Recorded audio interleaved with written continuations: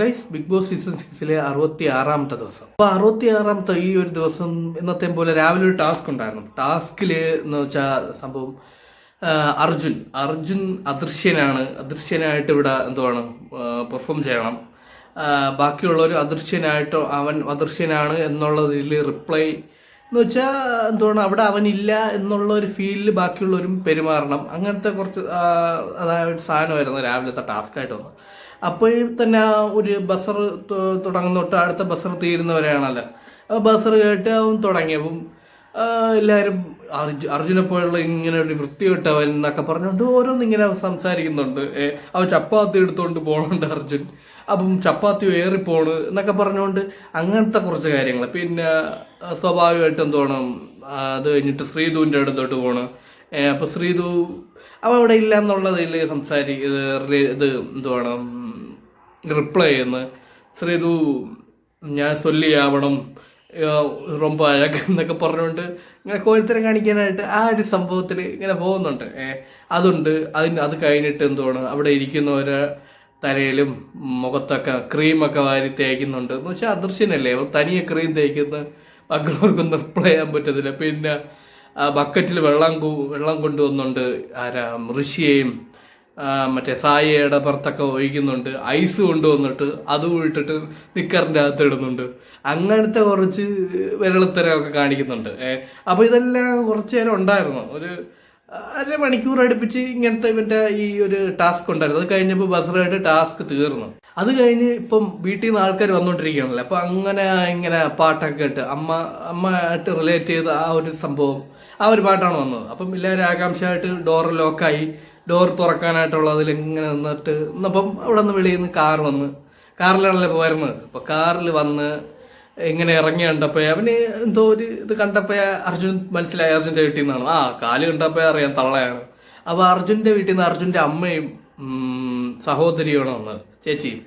അപ്പം അവരെ വന്നപ്പോൾ പിന്നെ ബാക്കി അറിയാമല്ലോ, അവരെ പോവുക, കൈ കൊടുക്കുക, ഹഗ് ചെയ്യുക, അപ്പം അങ്ങനത്തെ കുറച്ച് സന്തോഷങ്ങൾ. അപ്പോൾ പിന്നെ എന്തുവാണ് പിന്നെ അവരുമായിട്ടൊക്കെ സംസാരിച്ചിട്ട് ഇവർ മാത്രമായിട്ട് ഒരു റൂമിൽ പോയി. അർജുനും അമ്മയും സഹോദരിയുമായിട്ട്. അപ്പോൾ അവിടെ പോയിരുന്നിട്ട് ഓരോരുത്തർ ഓരോ കാര്യങ്ങൾ സംസാരിക്കുന്നുണ്ട്. എന്തുവാണ് നീ ഇവിടെ ചില സമയത്ത് മൂഡ് ഔട്ടായിട്ടിരിക്കുന്നതാണ്, നീ എങ്ങനെയാണോ അങ്ങനെയാണ് ഒക്കെ തന്നെയാണ് നീക്കുന്നത് എന്നൊക്കെ അമ്മ എല്ലാ സഹോദരി പറയുന്നുണ്ട്. അമ്മ പറയുന്നുണ്ട് നീ കൂടെ ആക്റ്റീവ് ആവുക എന്ന് വെച്ചാൽ മറ്റേ കാര്യം ഇടയ്ക്ക് പറയുന്നുണ്ട്. ശ്രീധുവായിട്ടുള്ള ഇവരൊക്കെ ഒരു ഇതുണ്ടല്ലോ, ആ ഒരു സാധനം. അപ്പം അർജുൻ അതും ചോദിക്കുന്നുണ്ട്, ഞാൻ തിരിച്ച് വീട്ടിലോട്ട് വരണോ അതോ ചെന്നൈയിലോട്ട് പോകണോ എന്നൊക്കെ അതും ഇങ്ങനെ പറയുന്നുണ്ട്. അതായത് ഇത് റിലേറ്റ് ചെയ്താണ്. നീ എന്തെങ്കിലുമൊക്കെ ചെയ്യുന്നു പറഞ്ഞിട്ട് അവരും ഇങ്ങനെ റിപ്ലൈ ചെയ്തുണ്ട്. അതായത് എന്തുകൊണ്ട് നീ ചില സമയത്ത് നമുക്കും അങ്ങനെ സംഭവം തോന്നാറുണ്ട്, എന്നാലും നീ ആക്റ്റീവായിട്ട് ഇല്ലെന്നൊക്കെ പറഞ്ഞ് അമ്മയും അവരൊക്കെ ഇങ്ങനെ ഇതാക്കുന്നുണ്ട്. അങ്ങനെ പറയുന്നുണ്ട്. ശ്രീധു സത്യം പറഞ്ഞ എവിടെയാണ്, ശ്രീധുവിൻ്റെ സ്ഥലം എവിടെയാണ്? അവള് മലയാളിയാണ്, ചെന്നൈയിൽ സെറ്റിലായി. അപ്പം മലയാളം രണ്ടും കൂടെ മിക്സ് ചെയ്ത് ആ ഒരു ഭാഷ കേൾക്കാനും നല്ല രസമാണെന്ന് പറഞ്ഞുകൊണ്ട് അമ്മയും ചേച്ചി ഇങ്ങനെ പറയുന്നുണ്ട്. അപ്പോൾ ശ്രീധു വന്നപ്പോൾ ശ്രീധുവിൻ്റെ അടുത്ത് ഓരോന്നും അവർ സംസാരിക്കുന്നുണ്ട്. അത് കഴിഞ്ഞ് റസ്മിൻ്റെ അടുത്തും ഇങ്ങനെ സംസാരിക്കുന്നുണ്ട്. അതൊക്കെ കഴിഞ്ഞിട്ട് അവരിങ്ങനെ എല്ലാം ചുറ്റിക്കറങ്ങി കാണുന്നുണ്ട്. പിന്നെ ചേച്ചിയും അനിയനും കൂടെ ഓരോന്ന് പറഞ്ഞിട്ട് ഇങ്ങനെ ചിരിക്കുന്നുണ്ട്. അങ്ങനത്തെ കുറച്ച് സംഭവങ്ങൾ അത് കാണുമ്പോൾ ഒരു സന്തോഷം, ആ ഒരു സംഭവം. അത് കഴിഞ്ഞ് ഇങ്ങനെ അത് കഴിഞ്ഞ് ശ്രീധുവും റസ്മിനും കൂടെ വേറൊരു സ്ഥലത്തിരുന്ന് പറയണം. അല്ല, ഇവർ വിചാരിച്ചേക്കുന്ന അങ്ങനെയുള്ള ഒരു ഇതിൽ അവർക്ക് അങ്ങനെ കാണണം എന്നുള്ള ഒരു സംഭവമുണ്ട്. അതായത് അർജുനോ ഇവളും കൂടെ ഇങ്ങനെ ആയിട്ടുള്ള, പക്ഷേ ശ്രീധുവിന് വലിയ ഇതില്ല. ഞാനും കൂടെ വിചാരിക്കണ്ടേ, അവരങ്ങനെ വിചാരിച്ചെന്ന് പറഞ്ഞുകൊണ്ട് എനിക്കും അങ്ങനെ പറ്റൂ, എനിക്ക് അങ്ങനെ വിചാരിക്കണ്ടേ, എനിക്ക് തോന്നണ്ടേ എന്നൊക്കെ പറഞ്ഞുകൊണ്ട് റസ്മിൻ്റെ അടുത്ത് ഇങ്ങനെ പറയുന്നുണ്ട്. അപ്പം വന്ന ചേച്ചിയും കുക്ക് ചെയ്യുന്നുണ്ട്. അപ്പം അങ്ങനത്തെ കുറച്ച് സംഭവങ്ങൾ സംസാരിച്ചുകൊണ്ടൊക്കെ ഇരുന്ന സമയത്താണ് പിന്നെ വേറൊരു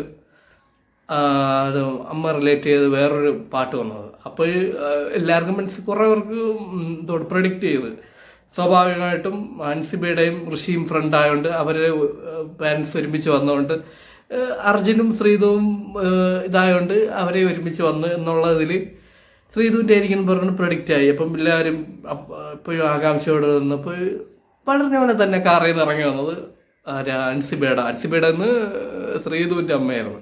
ശ്രീധുവിൻ്റെ അമ്മ വന്നിട്ടും ഹഗ് ചെയ്ത് എല്ലായിടത്തും കൈ കൊടുത്തു. പക്ഷേ അർജുനെ മാത്രം ഒരു കൈ കൊടുത്തുമില്ല, ഒന്നും സംസാരിച്ചതുമില്ല. പിന്നെ റൂമിൽ പോയിട്ട് ശ്രീധുവിനെ ഒരുപാട് വഴക്കു പോലെ ഇങ്ങനെ പറഞ്ഞു, കുത്തി സംസാരിച്ചത്. നീ എൻ്റെ മുഖം എന്ത് വല്ലാതെ ഇരിക്കുന്നത്, നീ ഉറങ്ങത്തില്ലേ, ഈ രാത്രി ലൈറ്റ് അണച്ചാൽ നിനക്ക് കിടന്ന് ഉറങ്ങാമല്ലോ. അമ്മ ഇങ്ങനെ പറഞ്ഞു കൊടുക്കുകയാണ്. അപ്പോൾ നിനക്ക് രാവിലെ നേരത്തെ എണീക്കാം, ഫ്രഷായിട്ട് നല്ലോണം എണീക്കാം, നല്ലപോലെ ഗെയിം കളിക്കാം, നല്ലപോലെ ഉറങ്ങണം. ഞാനും അതുപോലെ തന്നെ അമ്മയുടെ 2 വീഡിയോ വന്നപ്പോൾ അതിൽ ഒരുമാതിരി ഡള്ളായിട്ടിരിക്കുന്നു. ഞാൻ 24/7 കാണുന്നതാണ്. അപ്പോൾ നിനക്കറിയാമല്ല, ഞാൻ നിൻ്റെ ഇവിടുത്തെ ഇതൊക്കെ കാര്യങ്ങളൊക്കെ അറിയുന്നതാണ്. അപ്പോൾ നിനക്ക് നേരത്തെ കിടന്ന് ഉറങ്ങിക്കൂടെ എന്നൊക്കെ പറഞ്ഞിട്ട് മാക്സിമം ശകാരിക്കുന്ന പോലത്തെ ഒരു സംസാരിച്ച് ഡീമോട്ടിവേറ്റ് ചെയ്യുന്ന അങ്ങനത്തെയൊക്കെ പോലെയൊക്കെ ശ്രീധുവിന് തോന്നി. അപ്പോൾ അതൊക്കെ വേറെ എന്തൊക്കെ പറഞ്ഞുകൊണ്ടായിരിക്കും. അത് കഴിഞ്ഞ് ബിഗ് ബോസ് കൺവെൻഷൻ റൂമിൽ വിളിച്ചിട്ട് നിങ്ങൾ ഡീമോട്ടിവേറ്റ് ചെയ്തത്, നിങ്ങൾ പ്രചോദനം നൽകാൻ, എനർജി നൽകാനാണ് നിങ്ങളെ വിളിച്ചത്, നിങ്ങൾ അത് വേണം ചെയ്യേണ്ടത് മോള. അപ്പോൾ ഇങ്ങനെയൊന്നും സംസാരിക്കില്ല, നമ്മൾ കണ്ടുകൊണ്ടിരിക്കുകയാണ്. അപ്പം ഞാൻ ഒന്നും പറഞ്ഞില്ല എന്നൊക്കെ പറഞ്ഞ് അവർ ശ്രീധുവിൻ്റെ അമ്മ പറഞ്ഞു. അതുകൊണ്ട് ബിഗ് ബോസ് നമ്മളത് കണ്ടുകൊണ്ടിരിക്കുകയാണ്, അപ്പം നിങ്ങൾ അങ്ങനെയൊന്നും സംസാരിക്കരുത്, ഇതാക്കരുത് എന്നൊക്കെ പറഞ്ഞ് ബിഗ് ബോസും താക്കീത് കൊടുത്ത്. ഇവർക്ക് ഒരു ആ ഒരു ഫീലും ഇല്ല ഇവർക്ക്.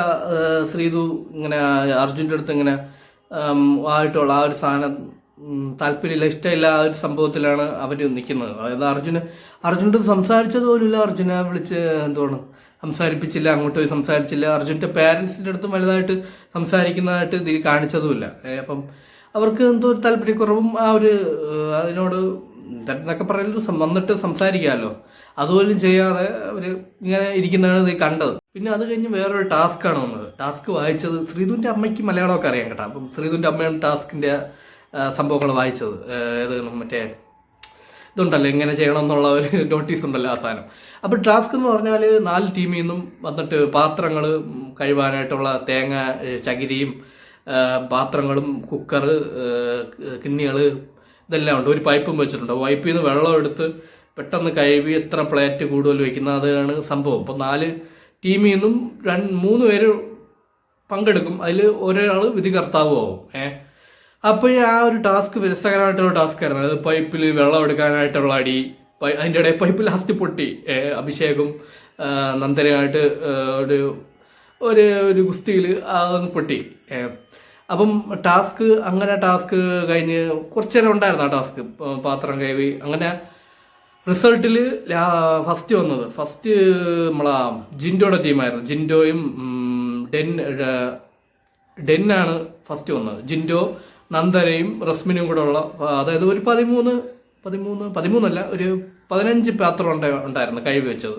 പാത്രം കഴുകി എല്ലാം കഴിഞ്ഞതിന് ശേഷം മറ്റേ ഇതുണ്ട്, വിധികർത്താവാണ് ക്ലീൻ ആയിട്ടുണ്ടോ എന്തെങ്കിലും ഉണ്ടോ എന്നുള്ള എല്ലാം തീരുമാനിച്ച് എല്ലാ ടീമിലും പോയി. അതെല്ലാം കഴിഞ്ഞിട്ടാണ് ഈ റിസൾട്ട് വന്നത്. അപ്പോൾ ഫസ്റ്റ് ഡെന്നാണ് വന്നത്, 14-15 പാത്രം കഴുകി വെച്ചത്. അപ്പം രണ്ടാമത് 2 ടീമും ഒരേ സെയിം അളവിൽ 13 പാത്രം 2 ടീമും കൂടെ കഴുകി ഒക്കെ ആയതുകൊണ്ട് ഡെന്നും തണലും നെസ്റ്റും രണ്ടാമത് വന്നു. ഫസ്റ്റ് ഡെന്ന്, രണ്ടാമത് തണലും നെസ്റ്റും.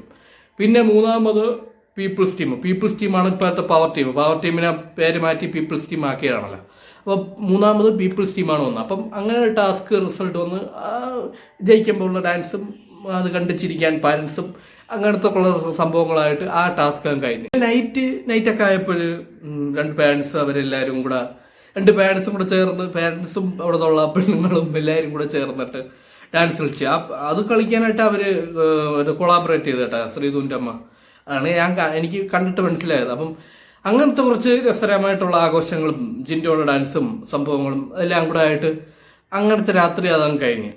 അപ്പം ഇതൊക്കെയാണ് 66ാമത്തെ ദിവസത്തെ എടുത്തു പറയേണ്ട കാഴ്ചകൾ. പിന്നെ എടുത്തു പറയേണ്ടതെന്ന് വെച്ചാൽ അർജുൻ്റെ അടുത്ത് അവർ സംസാരിക്കാതിരുന്നാണ് എനിക്ക് തോന്നിയതായിട്ടുള്ള ഒരു കാഴ്ചകൾ.